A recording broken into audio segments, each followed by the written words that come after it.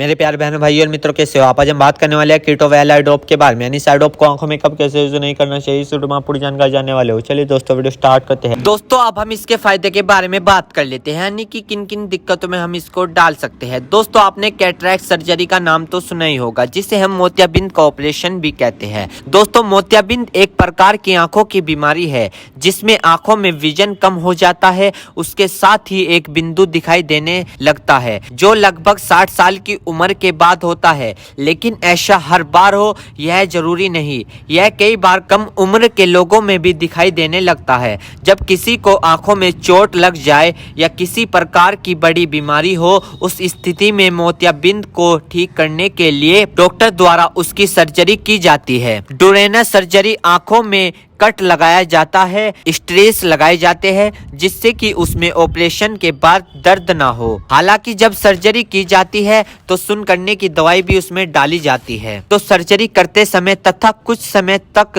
दर्द नहीं रहता, लेकिन जब इस दवा असर खत्म हो जाता है तो आंखों में तेज दर्द होना, सूजन आना, लालपन होना, कुछ इस तरह की अन्य प्रकार की समस्या होती है और इसको ठीक करने के लिए ये ड्रॉप दी जाती है। यानी कि अगर आपको ये दिक्कत होती है तो इन सभी को ठीक करने के लिए ये आई ड्रॉप डॉक्टर द्वारा दी जाती है।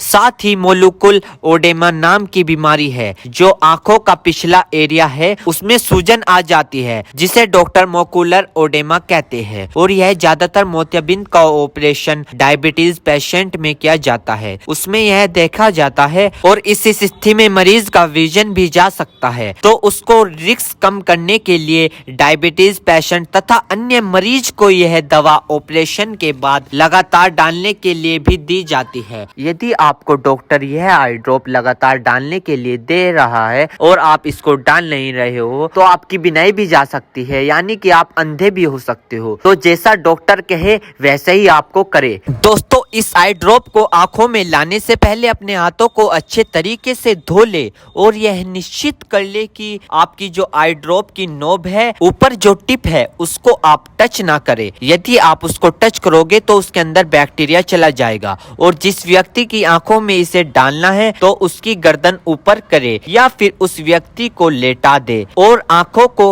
नीचे से पकड़कर पूरा खोले और इस ड्रॉप को आंखों में डाले और फिर कम से कम उसकी आंखें 2 से 3 मिनट तक बंद रखे, जिससे कि उसको बहुत अच्छा रिजल्ट मिल सके। इस आई ड्रॉप को आप दिन में 2 से 3 बार भी डाल सकते हो या 2-2 बूंद एक बार भी डाल सकते हो। और इसके अलावा जो आपके डॉक्टर आपको सजेस्ट करे, यानी जितनी आपको डालने को बताए उस प्रकार भी आप इसको डाल सकते हो। और दोस्तों इसी के साथ साथ आपको एक बात विशेष रूप से ध्यान रखनी है, किसी भी प्रकार की आई ड्रॉप बिना डॉक्टर की सलाह के नहीं लानी चाहिए, क्योंकि आंखें है तो रोशनी है, जान है तो जहां है, वरना सब मिट्टी समान है। दोस्तों अब हम इस आई ड्रॉप के साइड इफेक्ट के बारे में बात कर लेते हैं। वैसे तो इसके कुछ खासकर साइड इफेक्ट नहीं है, फिर भी सामान्य तौर पर कुछ ऐसे साइड इफेक्ट देखने को मिल सकते हैं, जैसे कि आंखों में जलन आ सकती है, एकदम से सूखापन आ सकता है, चिपचिपी आपकी आंखें हो सकती है, सर दर्द हो सकता है, नोजिया हो सकती है